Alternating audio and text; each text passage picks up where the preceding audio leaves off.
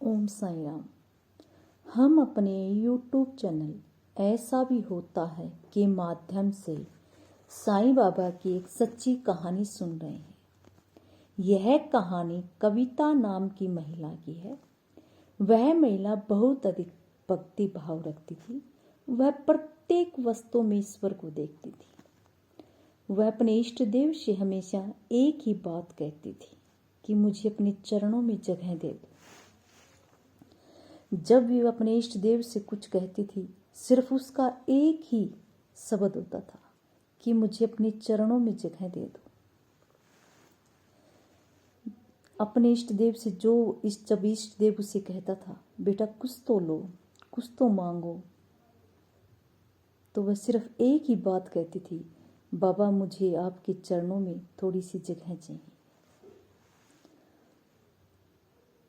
उसका इष्ट देव हमेशा यही सोचता था कि मेरा कैसा भगत है, जबकि उसको कोई भी चीज़ की आवश्यकता होती थी, अपने इष्ट देव को परेशान नहीं करना चाहती थी। वो कभी कुछ नहीं मांगती थी अपने इष्ट देव से, न कभी कोई समस्या बताती थी अपने इष्ट देव को।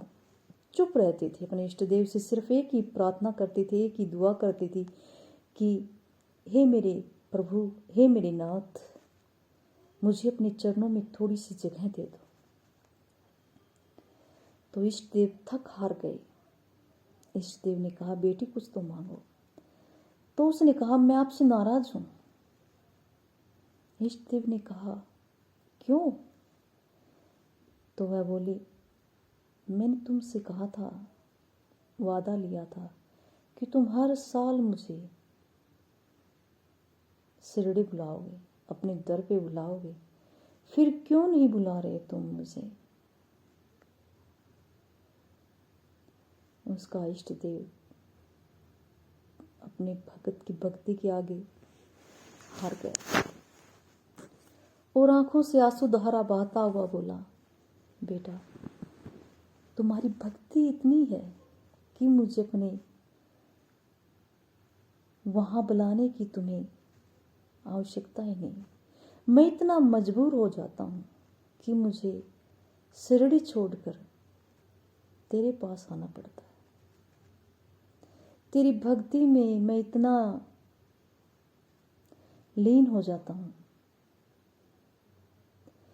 तेरे भक्ति भाव को देखकर मैं इतना मजबूर हो जाता हूं कि मेरे हजारों भगत इंतजार करते रहते हैं, लेकिन मैं तेरे हाथ से बनी हुई खिचड़ी खाने आ जाता हूँ, भोजन करने आ जाता हूँ।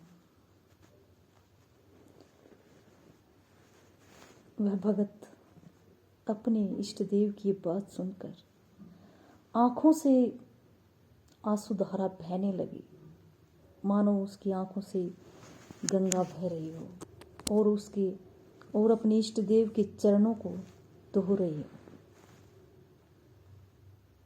और बोली, हे मेरे इष्ट देव, हे मेरे नाथ, मुझे माफ कर दो।